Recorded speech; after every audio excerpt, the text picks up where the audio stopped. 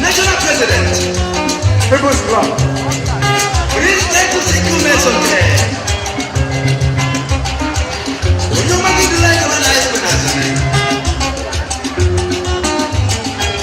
National president,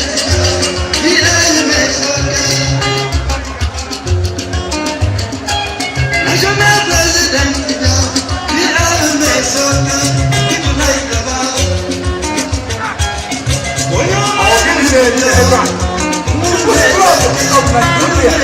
People's Club of Nigeria.